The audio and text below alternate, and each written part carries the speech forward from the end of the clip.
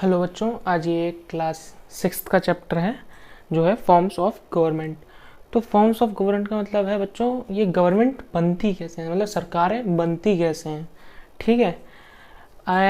अब आप जानते होंगे जैसे कि हम वोट देते हैं, बाय इलेक्शन के थ्रू बनती हैं सरकारें। ये बात सही है, बिल्कुल इलेक्शन के थ्रू मैक्सिमम जगह पे सरकारें बनती हैं, और नॉमिनेशन के थ्रू भी बच्चों बनती हैं।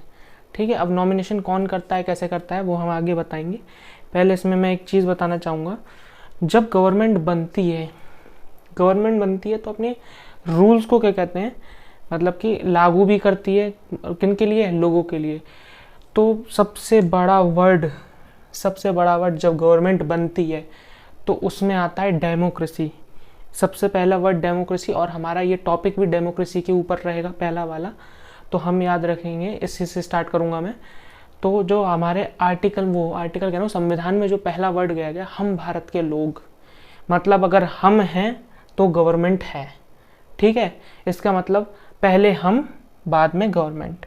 हम चुनते हैं गवर्नमेंट को, ना कि गवर्नमेंट हमारे को चुनती है। ठीक है। गवर्नमेंट हमारे लिए काम करेगी, गवर्नमेंट हमारे अंडर में है, ना कि हम गवर्नमेंट के अंडर में। ठीक है। वो आजकल के टाइम पे क्या कहते हैं, रूल्स लाए जाते हैं, कुछ भी लाया जाता है, वो किसके लिए लाए जाते हैं? हमारे लिए लाए जाते हैं। ठीक है। गवर्नमेंट अपने लिए कोई रूल नहीं लाती है। तो पहले टॉपिक के साथ ही स्टार्ट करता हूं मैं, डेमोक्रेसी के ऊपर। तो ये है डेमोक्रेसी। डेमोक्रेसी के बच्चों मैंने ये 4 पॉइंट लिख दिए, अभी बताऊंगा इसके बारे में। पहले डेमोक्रेसी के बारे में बता दूं। डेमोक्रेसी का मतलब होता है बच्चों, पहले तो ये एक ग्रीक वर्ड है। ठीक है। जो कहाँ से आया है? ग्रीक से आया है, जिसके टर्म्स 2 टर्म्स में बांटा गया था, डेमोन एंड क्रेटोन्स के अंदर। ठीक है।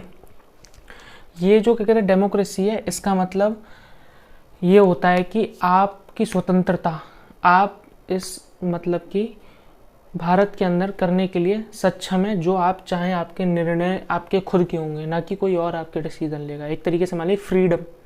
ठीक है। फ्रीडम ऑफ योर सेल्फ, ये बात है डेमोक्रेसी के अंदर।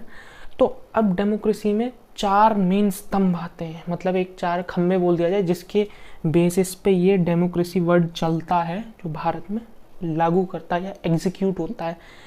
पहले आता है लेजिस्लेचर। ठीक है। लेजिस्लेचर मतलब कानून बनाने। ये कानून बनाने का काम किसका होता है? लेजिस्लेचर। और ये कानून बनता कहाँ है? संसद में बनता है। ठीक है।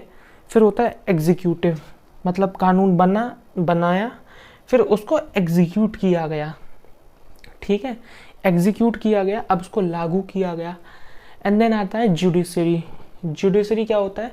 उस पर लास्ट मोहर लगा के, मतलब कि आगे बढ़ाता है, पास कर देता है इस चीज़ को। मतलब एक तरीके से बोल दो कि जो कानून तोड़ेगा, मतलब सीधी सी बात है, अब कानून लगा, कानून को एग्जीक्यूट कर दिया, अब जो कानून उसको तोड़ेगा उसको पनिशमेंट देगी जुडिशरी, उस पर डिसीजन लेगी। ठीक है। एंड चौथा आता है मीडिया। मीडिया क्या कहते हैं, कवर करता है उस चीज़ को। ये जो 4 स्तंभ हैं, ये खुले हुए हैं, इनके ऊपर कोई बाउंडेशन नहीं होती। इसी को बोलते हैं डेमोक्रेसी। जिसके ऊपर बाउंडेशन ना हो, किसी भी इंसान के ऊपर बाउंडेशन ना हो, वो होता है डेमोक्रेटिक इंसान। ठीक है। एक तरीके से मान लो कोई भी पार्टी, इस तरीके की जो भी चीज़ है, उसको डेमोक्रेसी बोलते हैं। ये गवर्नमेंट के अंदर कैसे गवर्नमेंट बनती है, इसी के थ्रू बताएंगे हम अभी। ठीक है। अब डेमोक्रेसी में मतलब ये तो फ्रीडम, ठीक है, फ्रीडम टू राइट्स भी आ गए इसके अंदर, जो कुछ भी आ गया। आप जब कोई गवर्नमेंट के कहते चूज़ करते हैं, तो क्यों चूज़ कर रहे हैं? इस वर्ड के अकॉर्डिंग कर रहे हैं आप चूज़। आप जब 18 साल के एडल्ट हो जाते हैं, उसके बाद आप वोट डालते हैं, तो आपको ये हक है कि आप अपनी गवर्नमेंट चूज़ करें कि आपके लिए वो क्या चाहती है, क्या नहीं चाहती है। आप अपनी बात रखते हैं, आप उससे सवाल पूछते हैं। वो किसकी वजह पूछते हैं? डेमोक्रेसी की वजह से पूछते हैं। ठीक है। ऐसे बहुत सी जगहों पे है जहाँ पे डेमोक्रेटिक कंट्री नहीं है। एग्जाम्पल ले लो, जैसे कि क्या, नॉर्थ कोरिया। ठीक है। वहाँ पे क्या है, वांशिक क्या कहते हैं, वो चल रहा है, शासन चल रहा है। जैसे दादा को मिला, फिर उसके बाद उसके बेटे को मिलेगा, फिर उसके बेटे को मिलेगा, फिर उसके बेटे, इस तरीके से वांशिक वो चल रही है, राज पार्ट टाइप का। बट यहाँ पे क्या है, गवर्नमेंट हर 5 साल में चेंज होती है। ठीक है। इस तरीके से काम करते हैं ये गवर्नमेंट। आगे पढ़ेंगे। अगला टॉपिक है अथॉरिटेरियन। ये जस्ट बच्चों डेमोक्रेसी का उल्टा होता है बस। ठीक है। जैसे मैंने अभी बताया, वहाँ पे आप फ्रीडम ऑफ स्पीच है, आपको बोलने की पूरी छूट है, बट इस जगह पे कभी इस जैसे जहाँ पे रूल्स होते हैं यहाँ पे नहीं होती इस वर्ड को लेके। जैसे कि आप कोई बोल नहीं सकते, कोई भी सिटीज़न कोई भी क्या कहते हैं क्वेश्चन पुट नहीं कर सकता गवर्नमेंट से। जैसे मैंने बोला था नॉर्थ कोरिया और भी जैसे कंट्रीज़ आते हैं, जैसे लीबिया हो गया, सूडान हो गया, म्यांमार हो गया, ये सारी चीज़ें क्या हैं, ये सारे कंट्रीज़ में गवर्नमेंट शासन करती है, ना कि इनके लोग शासन करते हैं। ठीक है, इस तरीके से क्या कहते हैं ये चीज़ आती है इसके अंदर ज़्यादा कुछ और बताने का नहीं है, बस जस्ट डेमोक्रेसी का उल्टा है और कुछ नहीं है। ठीक है, पार्लियामेंट एंड प्रेसिडेंशियल ये बताते हैं, पार्लियामेंट्री एंड प्रेसिडेंशियल। ठीक है, पार्लियामेंट्री एंड प्रेसिडेंशियल में बच्चों पहले बात हुई पास में पार्लियामेंट की। पार्लियामेंट में बच्चों क्या होता है, जो पार्लियामेंट गवर्नमेंट जब फॉर्म होती है तो किसके बेसिस पे एक्सटेंड होती है, एग्जीक्यूटिव एंड लेजिस्लेचर। मैंने अभी स्टार्टिंग में डेमोक्रेसी में बताया ही था, लेजिस्लेटिव एंड वो क्या बोलते हैं एग्जीक्यूटिव, हाँ लेजिस्लेचर एंड एग्जीक्यूटिव।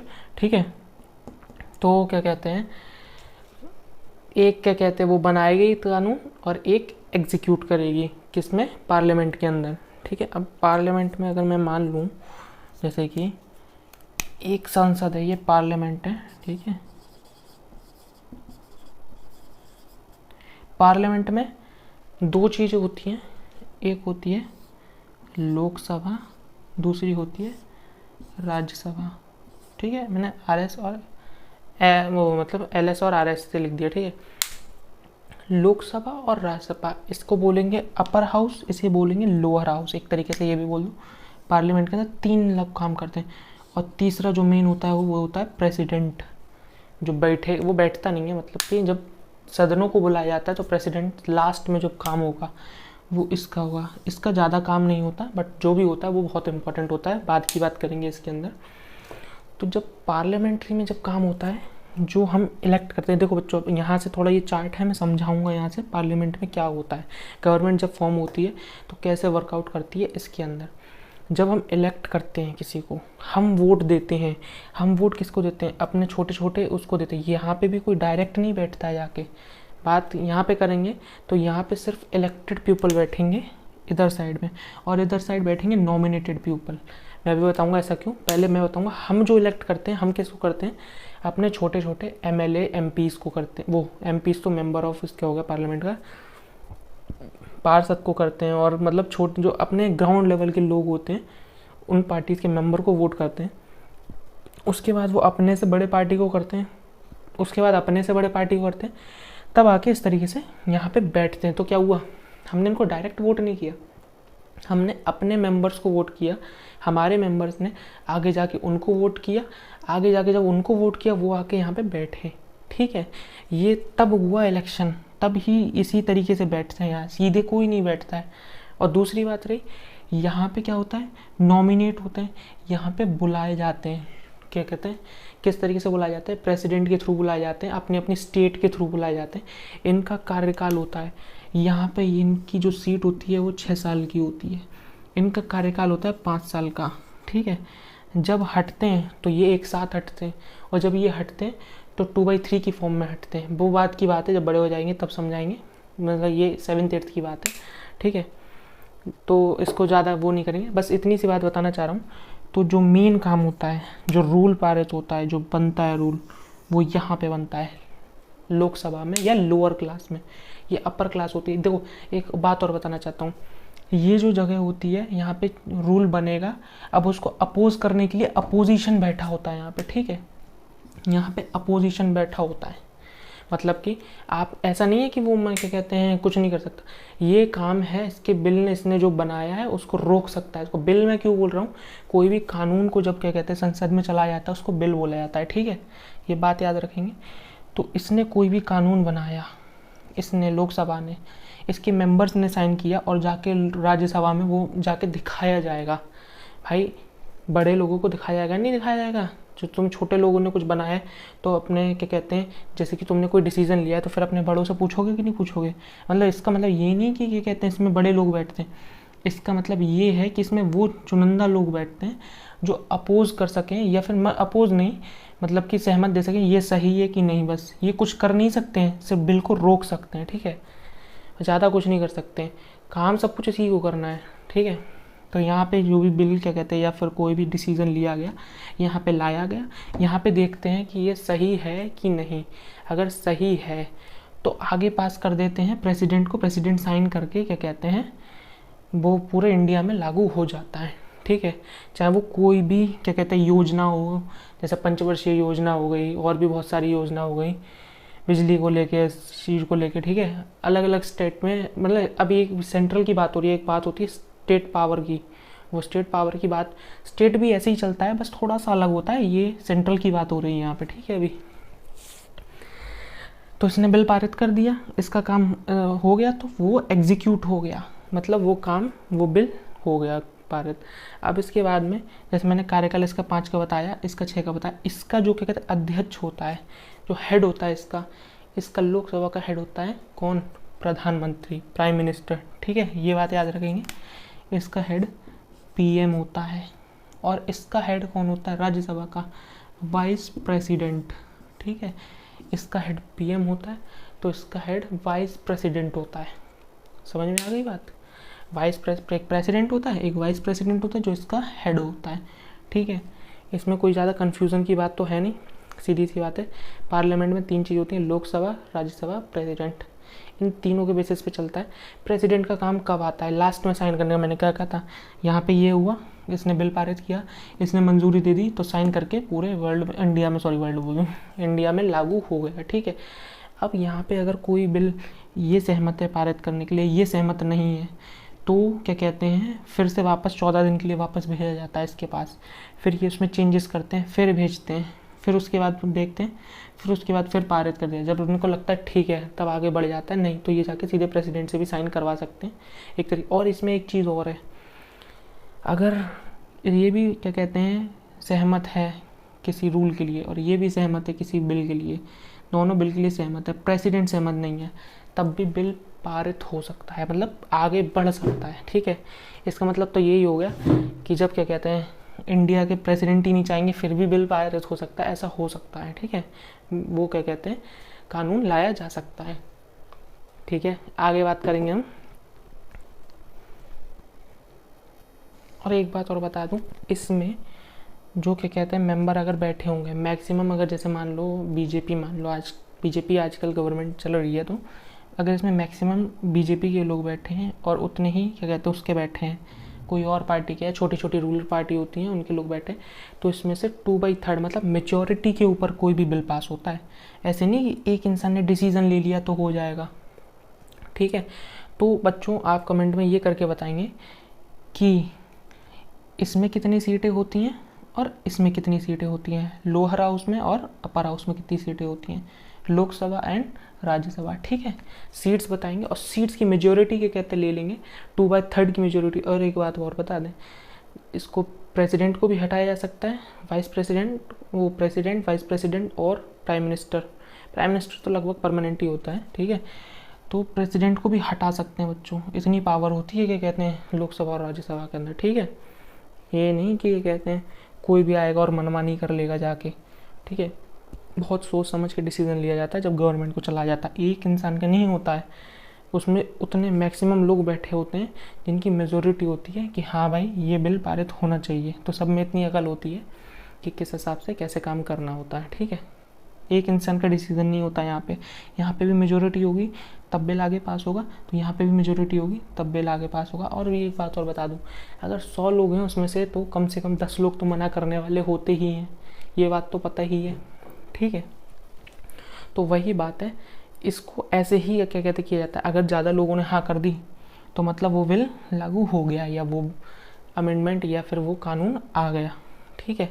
ऐसे ही क्या कहते हैं वर्क करती है हमारी पार्लियामेंट जो करती है। प्रेसिडेंशियल में क्या होता है, प्रेसिडेंट का सिर्फ उतना ही काम होता है कि क्या कहते हैं साइन करना, और आगे चाहे तो छोटा सा पॉकेट वीटो पावर भी यूज़ कर सकती है अपना। ये बड़ी क्लास की बात है, आगे बता देंगे, ठीक है। ये 6 क्लास के चैप्टर्स हैं। आगे बढ़ते हैं अगले टॉपिक पे। तो ये वाला है यूनिटी एंड फेडरल्स।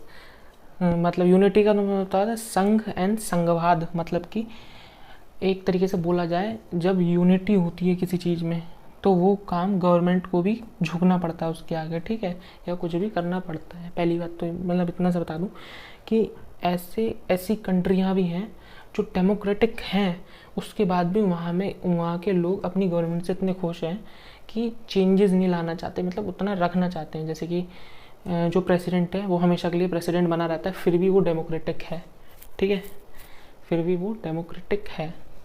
जैसे कि एग्जांपल लो, ग्रेट ब्रिटेन। भाई ब्रिटेन की क्वीन एलिजाबेथ थी, क्वीन थी कि नहीं थी, फिर भी जब वो क्या कहते हैं चली गई, उसके बाद भी उनका वंश आगे बढ़ेगा तो उनके बेटे को मिलेगा, फिर उनके बेटे को मिलेगा, फिर भी वहाँ पे लोग डेमोक्रेटिक हैं, आवाज़ भी उठा सकते हैं, सब कुछ कर सकते हैं, ठीक है। तो वहाँ पे उस तरीके का नहीं होता कि क्या कहते हैं, मतलब कि सिर्फ अपनी ही चलनी होती है। चाइना हो गया, चाइना के प्रेसिडेंट क्या कहते हैं, जिनपिंग, वो क्या है, जब तक ज़िंदा रहेंगे तब तक प्रेसिडेंट रहेंगे वहाँ के, क्योंकि वहाँ के लोगों की यूनिटी, उनकी बॉन्डिंग ऐसी है कि वो उनने उनको स्वीकार कर लिया कि हाँ भाई ये इतने अच्छे आदमी हैं कि वहाँ रहेंगे तो क्या कहते हैं हमारे देश का कुछ कर सकते हैं। बार बार इलेक्शन करा के ये सब करके कुछ नहीं होगा उनके लिए, वो समझते हैं हर चीज़ को, ठीक है। ये बात तो हो गई। हमारे यहाँ तो संविधान में लिख दिया गया है कि भाई 5 साल तक क्या कहते हैं वो किया जाए, क्योंकि हमारा अभी इतना लिटरेट क्या कहते हैं कंट्री नहीं है। यहाँ पे क्या बोला जाता है लिटरेसी को, यहाँ की लिटरेसी को बोल दिया जाता है कि भाई आप अपना साइन करना सीख जाओ या अपना नाम लिखना सीख जाओ तो आप पढ़े लिखे बोल दिए जाते हैं। बट बाहर की कंट्रीज़ में क्या होता है, जब तक आपने ग्रेजुएशन नहीं किया है तब तक आप अनपढ़ ही कहलाए जाएंगे। समझ में आ गई। इसलिए यहाँ के लोगों में इतनी समझ या इतनी अकल है कि वो जानते हैं कि हम इस गवर्नमेंट के साथ इस तरीके से क्या कहते हैं रह सकते हैं, तो वो अपनी गवर्नमेंट को बार बार चेंज या इलेक्ट नहीं करते हैं, ठीक है। और यहाँ पे क्या है, यूनिटी के साथ फ्रीडम भी दी जाती है, किसको, सेंट्रल गवर्नमेंट को, सेंट्रल गवर्नमेंट को और स्टेट गवर्नमेंट को, ठीक है। SG और सेंट्रल गवर्नमेंट CG लिख दिया मैंने, ठीक है। यहाँ पे इतनी फ्रीडम देती है, जो मैक्सिमम जो पावर होती है वो सेंट्रल गवर्नमेंट के पास होती है, और इंडिया में भी ऐसे ही चलता है, ठीक है। इंडिया में कॉन्स्टिट्यूशन का ऐसे ही रूल चलता है, मैक्सिमम जो पावर होती है वो सेंट्रल गवर्नमेंट के पास होती है, और जो छोटे छोटे स्टेट को जो पावर दे दी जाती है वो अपने बेसिक लेवल पे वो स्टेट गवर्नमेंट के पास होती है, ठीक है। अब ये इतना ही था, इसमें ज़्यादा कुछ नहीं था, बस कंट्रीज़ के मुझे नाम बताने थे जो इस तरह की कंट्रीज़ भी हैं जहाँ इलेक्शन भी नहीं होते, फिर भी यूनिटी और फेडरल के साथ, संघता के साथ वो रहते हैं आराम से, ठीक है। तो अगला होगा हमारा टॉपिक कॉन्स्टिट्यूशन। कॉन्स्टिट्यूशन में बच्चों पहले इसमें मैंने ये बना दिया written and unwritten constitution, but मैं अभी पहले कॉन्स्टिट्यूशन के बारे में बता दूं, फिर रिटन और अनरिटन के बारे में बताऊंगा, ठीक है। कॉन्स्टिट्यूशन एक वो पावर होती है, संविधान जैसे बोला जाता है, जिसके बेसिस पे आज भी हमारा देश चल रहा है और भी बहुत से देश चलते हैं, ठीक है। हमने जो हमारा जो कॉन्स्टिट्यूशन है वो रिटन है, हमने अमेरिका के थ्रू लिया है, ठीक है, हमने अमेरिका से लिया है जो कॉन्स्टिट्यूशन लिया है, वो बात की बात करेंगे। पहले बता दें जो पावर होती है, कॉन्स्टिट्यूशन क्या करता है, पावर डिस्ट्रीब्यूट करता है स्टेट, सेंट्रल और स्टेट्स के बीच में, सेंट्रल गवर्नमेंट स्टेट्स के बीच में अलग अलग पावर डिस्ट्रीब्यूट की जाती है। मतलब कि जो कि गवर्नमेंट, जैसे कि स्टेट गवर्नमेंट है उसको कितनी पावर दी जाएगी और सेंट्रल गवर्नमेंट को किस तरीके की पावर दी जाएगी। एग्जाम्पल मैं लेता हूँ, जो स्टेट गवर्नमेंट है, यहाँ लिख देता हूँ पहले, सेंट्रल गवर्नमेंट और स्टेट गवर्नमेंट। जो स्टेट गवर्नमेंट है उसको छोटे छोटे एजुकेशन दिया जाता है, पुलिस डिपार्टमेंट दिया जाता है, ठीक है, एग्रीकल्चर डिपार्टमेंट दिया जाता है, ये सब क्या होता है स्टेट गवर्नमेंट के अंदर आता है। सेंट्रल गवर्नमेंट के अंदर क्या आता है, डिफेंस आता है, ठीक है। सारे क्या कहते हैं पॉलिटिक्स और राजनीतिक मुद्दे, जैसे और भी चीज़ ले ली जाए, ED आता है, CBI आता है, रॉ आता है, ये सारे क्या होते हैं मिलिट्री बेसिस पे भी होते हैं, और जितनी भी योजनाएं लाई जाती हैं वो किसके थ्रू, सेंट्रल गवर्नमेंट के थ्रू लाई जाती हैं, ठीक है। तो ये पावर जो डिस्ट्रीब्यूट किया गया है ग्राउंड लेवल पे और सेंट्रल लेवल पे, किसके थ्रू किया गया है, कॉन्स्टिट्यूशन के थ्रू किया गया है।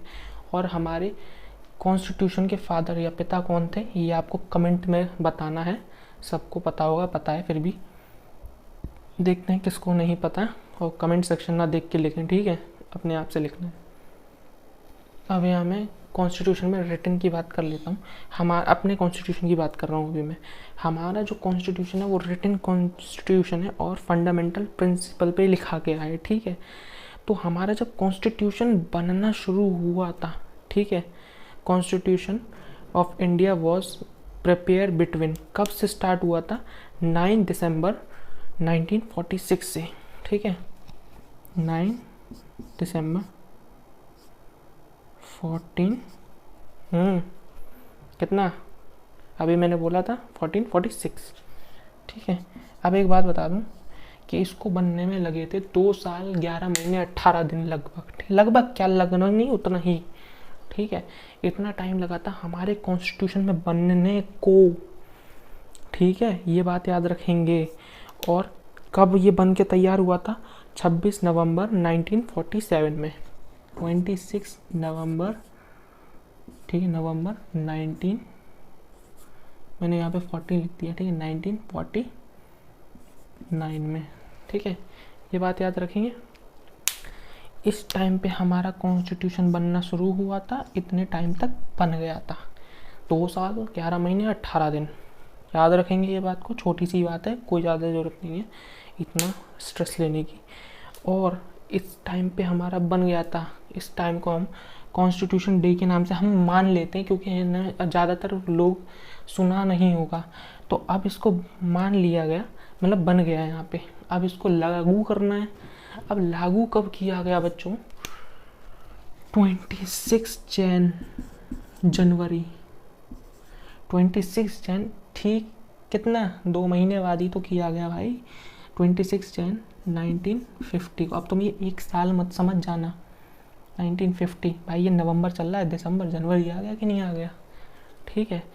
तो ये मत समझना कि भाई 1 साल बाद लागू किया गया, नवंबर दिसंबर जनवरी 2 महीने बाद लागू कर दिया गया। तो उसको हम आज के टाइम पे क्या बोलते हैं? Independent day. बहुत से नालायकों को तो ये भी नहीं पता होता है कि इंडिपेंडेंट डे क्या होता है, रिपब्लिक डे होता है। चलो वो तो बात की बात है यार, क्या करें। यहाँ देखते हैं, तो इसको रिपब्लिक डे के बारे में बोला जाता है। हमारे कॉन्स्टिट्यूशन को जब लागू किया गया था, वो इस दिन लागू किया गया था, ठीक है। ये बात याद रखनी है बच्चों आपको इसके बारे में। ये तो हो गया हमारा रिटन कॉन्स्टिट्यूशन के बारे में। अब जो हमारा अनरिटन कॉन्स्टिट्यूशन, हमारा नहीं सॉरी, अब जो अनरिटन कॉन्स्टिट्यूशन है वो किस बेस में है भाई? ब्रिटेन में। ब्रिटेन में क्या है? अनरिटन कॉन्स्टिट्यूशन है, और एक क्या कहते हैं, सिंगल रिटन कॉपी या कोई डॉक्यूमेंट भी नहीं है, ठीक है, वहाँ पे अनरिटन है। और फ्लेक्सिबल क्या होता है? तो फ्लेक्सिबल, और बता दूँ, फ्लेक्सिबल होता है हम कॉन्स्टिट्यूशन में चेंज कर सकते हैं। और हमारा रिटन और फ्लेक्सिबल कॉन्स्टिट्यूशन, भाई चेंज कैसे कर सकते हैं? अब तुमने देखा होगा, गवर्नमेंट कहती है कि आज ये बदल के ये कर दो, ये बदल के ये कर दो, ये क्या है? अमेंडमेंट है, चेंजेस हैं। तो क्या फ्लेक्सिबिलिटी है कि नहीं है? आज भाई ये नहीं तो ये बदल दो, ये नहीं तो ये बदल दो। बट एक बात और बता दूं मैं, एक बार कॉन्स्टिट्यूशन लिख गया तो उसमें से कोई चीज़ हटाई नहीं जा सकती, उसमें कोई चीज़ हटाई नहीं जा सकती, बट ऐड ज़रूर कर दी जा सकती है। समझ में आ गई? कोई चीज़ जोड़ दी जा सकती है, बट जो लिख गया वो लिख गया, इतिहास बन गया, ठीक है। ये बात समझ में आ गई कि नहीं आ गई? तो यहाँ अभी हम ब्रिटेन के ऊपर थे। ब्रिटेन जो है उसमें अनरिटन कॉन्स्टिट्यूशन है, ठीक है, और वहाँ का प्रेसिडेंशियल है, मतलब कि वहाँ पे जो क्या कहते हैं डिसीज़न लेता है, जो भी लेता है वो प्रेसिडेंट लेता है। यहाँ पे मैक्सिमम डिसीज़न कौन लेता है? प्राइम मिनिस्टर लेता है। जो भी चीज़ होगी प्राइम मिनिस्टर होगा। आपको तो मैक्सिमम लोगों को ये भी नहीं पता होगा कि इंडिया का आज के टाइम पे, करंट टाइम पे प्रेसिडेंट कौन है, ठीक है। मैक्सिमम लोगों की बात करूँगा मैं, बाकी तो सबको पता ही होगा जो इतना न्यूज़ व्यूज़, क्योंकि भाई एक ही पार्टी के हैं तो प्रचार में ज़्यादा चल जाता है, इसलिए याद तब भी आ जाए, नहीं तो ये भी याद नहीं होगा। और ब्रिटेन का भी याद हो गया होगा अभी तो, क्योंकि भाई वो इंडियन है इसलिए ब्रिटेन का याद हो गया होगा, और किसी कंट्री का भी याद नहीं होगा। चलो ठीक है, आगे बढ़ेंगे। अगले जो टॉपिक हुआ, ब्रिटेन अनरिटन के बारे में बता दिया। ब्रिटेन का अनरिटन कॉन्स्टिट्यूशन है, तो वो जैसे मैंने पहले बताया था, rigid and flexible constitution. Rigid constitution बच्चों वो होता है जो क्या कहते हैं जिसमें चेंजेस करना बहुत ही मुश्किल होता है, इतनी आसानी से कोई भी इम्प्लीमेंट नहीं होता है। फ्लेक्सिबल इजीली इम्प्लीमेंट हो जाता है, ठीक है। तो मैक्सिमम टाइम पे जो रिजिड कॉन्स्टिट्यूशन में जो होता है, स्टेट लेवल पे की जो पावर होती है वो, मतलब स्टेट्स चेंज कर सकती हैं, बट सेंट्रल इतनी ईजीली चेंज नहीं कर सकती है, ठीक है। स्टेट थोड़ा अपना अमेंडमेंट करके चेंज कर सकती हैं, जैसे कि क्या कहते हैं अभी, क्या कहते हैं क्या लाए हैं CM योगी जी, क्या लाए हैं अभी कि किसी ने अभी जातिवाद का या फिर धर्मवाद का कोई भी स्टिकर लगाया हो तो क्या कहते हैं वो हटा दिया जाए, उस पर चालान लगेगा। तो ये भी क्या एक तरीके का रूल है कि नहीं है, आया है। तो ये किसके स्टेट लेवल पे आया है, और किसी स्टेट में तो अभी नहीं है, यूपी में है। तो इस वजह से ये स्टेट क्या कहते हैं चेंज कर सकती है, बट जो सेंट्रल गवर्नमेंट होती है वो इतनी ईजीली नहीं चेंज कर सकती। तो जो रिजिड कॉन्स्टिट्यूशन है वो किन किन देशों में लागू है, अमेरिका और इंडिया में। मैंने सॉरी थोड़ा फ्लेक्सिबल बोल दिया होगा अब पिछले अभी टॉपिक पे जो मैंने बताया था। इंडिया का रिजिड कॉन्स्टिट्यूशन है, बात याद रखेंगे, फिर से मैं बोल रहा हूँ, इंडिया का और अमेरिका रिजिड कॉन्स्टिट्यूशन इतनी आसानी से चेंज नहीं होता है। मैंने स्टार्टिंग में ही बताया था, पहले लोकसभा जाता है, उन्हें लोगों को वो मेंबर को क्या कहते हैं मेजोरिटी में लाना पड़ता है, फिर राज्यसभा जाता है, राज्यसभा के मेंबर को मेजोरिटी में लाना पड़ता है, फिर उसके बाद जाके क्या कहते हैं प्रेसिडेंट से साइन होके वो रूल लागू होता है। समझ में आ गई। और फ्लेक्सिबल कॉन्स्टिट्यूशन वही होता है जो क्या कहते हैं इजीली बार बार चेंज कर सकते हैं, इतना ज़्यादा प्रॉब्लम नहीं होती है। ठीक है, आगे बढ़ेंगे। तो ये है अगला point, franchise. Franchise the terms franchise when applying to election means the right of the citizen to vote. ठीक है, मतलब कि जो बंदा हर एक पर्टिकुलर इंसान जो वोट देगा, ठीक है, वो किसको वोट देगा, अपने उस मनोनीत व्यक्ति को या अपने उस व्यक्ति को वोट देगा जिससे वोट सेटिस्फाई है कि वो आगे उसके लिए काम करेगा पार्टी में बैठ के। ठीक है, अगर वो क्या कहते हैं इंसान उसके लायक नहीं है या वो उसके लिए काम नहीं कर पा रहा या करेगा, तो वो उससे नेक्स्ट इलेक्शन में आउट कर सकता है, बाहर निकाल सकता है, या ना वोट देके किसी और को देके क्या कहते हैं वो काम कर सकता है, मतलब आगे बढ़ सकता है। ठीक है, तो यहाँ पे ये चीज़ नहीं रहती कि कोई इंसान सत्ता में बैठा है तो बैठा ही रहेगा। ठीक है, इसी चीज़ को बोलते हैं डेमोक्रेसी, ये बात याद रखना, इसी चीज़ में ही डेमोक्रेसी आता है। और ये हमारे फंडामेंटल राइट्स हैं कि हम किसे वोट देना चाह रहे हैं, किसे नहीं चाह रहे हैं। कोई भी हमको बहला फुसला के या किसी भी तरीके से वोट नहीं दिलवा सकता है। ठीक है, ये बात याद रखेंगे। जो ये क्या कहते हैं फ्रेंचाइजी वर्ड या फिर जो भी क्या कहते हैं इलेक्शन जो होता है, ये कहाँ जो 19th सेंचुरी से स्टार्ट हुआ था, 19th सेंचुरी से स्टार्ट हुआ था। ठीक है, 19th सेंचुरी से जब ये कहते हैं इलेक्शन स्टार्ट हुए थे, मतलब कि वो इलेक्शन जो भी हैं स्टार्ट हुए थे, उसके बाद क्या हुआ था, सबसे पहले जो क्या कहते हैं, अभी तो 19 और 20 में इलेक्शन ही चल रहे हैं, पहले इससे पहले क्या होता था, हाँ यही बताना चाहता, इससे पहले क्या होता था, सब वांशिक रूप पे चलता था, मतलब दादा को मिलेगा, फिर उसके बेटे को मिलेगा, फिर उसके बेटे को मिलेगा, फिर उसके आने वाले बेटे को मिलेगा, फिर उसके आने वाले बेटे को, इस तरीके से क्या करते हैं रियासती टाइप या फिर वांशिक रूप से चलता था। आज के टाइम पे इलेक्शन के रूप में चलता है। ठीक है, तो जो फर्स्ट क्या कहते हैं मल्टी पार्टी इलेक्शन कब हुआ था, जो भी मल्टी मतलब सब मिलके जो बनी थी, वो कब बनी थी, 1994 में, 1994 में बनी थी। ठीक है, और एक और बात बता दें, अब इलेक्शन जीतने के लिए घोटाले तो वैसे भी होते हैं, या बहला फुसला के होता है, या बाहर से लोगों को कहते हैं ला के क्या कहते हैं वोट दिलवाया जाता है, अलग अलग रीज़न से लाया जाता है, मतलब कि रिफ्यूजी टाइप के उनको वोट दिलवाया जाता है, तब भी इलेक्शन इस तरीके से होता है। लोगों को क्या होता है, पार्टीज या फिर कोई भी, मतलब लोगों को जीतने से मतलब होता है, किससे जीतने से मतलब होता है, जनता मरे कुछ भी हो वो कोई फ़र्क नहीं पड़ता। आज के टाइम पे, पहले के टाइम पे भी पार्टियां काम करती थी और आज के टाइम पे भी काम करती हैं, ऐसा नहीं है नहीं करती हैं, बट इलेक्शन अब बहुत बड़ा क्या कहते हैं स्कोप अच्छा है, जहाँ अगर मैक्सिमम जो लोग होते हैं वो पॉलिटिक्स से बचना चाहते हैं। मैं ये कहूँगा कि अगर थोड़ा सा इंटरेस्ट हो तो पॉलिटिक्स में भी जाएं, अपनी पार्टी खुद बनाएं। ऐसा नहीं है कि आप उस पार्टी में ज्वाइन हो जाए, यही आपकी राइट टू फ्रीडम है, आप अपनी पार्टी भी खुद बना सकते हैं। समझ में आई, ये छोटी छोटी पार्टियाँ होती हैं स्टेट वाइज पार्टियाँ, ये क्या है राइट टू फ्रीडम के थ्रू अपनी पार्टी खुद बनाए हुए हैं, ना कि कहते हैं पहले से जो चलती आ रही थी उसमें क्या कहते हैं जाके शामिल हो गए हैं। ठीक है, ये बात नहीं।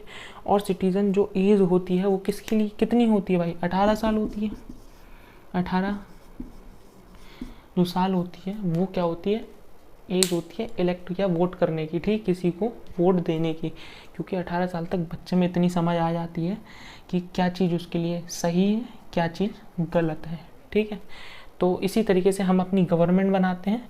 तो आज इतना ही था इस चैप्टर के अंदर, फॉर्म्स ऑफ गवर्नमेंट के अंदर इस तरीके से गवर्नमेंट बनती है और किस तरीके से वर्क करती है हमने इसके अंदर बताया। कॉन्स्टिट्यूशन कैसे लिखा गया, कैसे कैसे इम्प्लीमेंट हुआ, कब क्या कैसे हुआ, ये हुआ।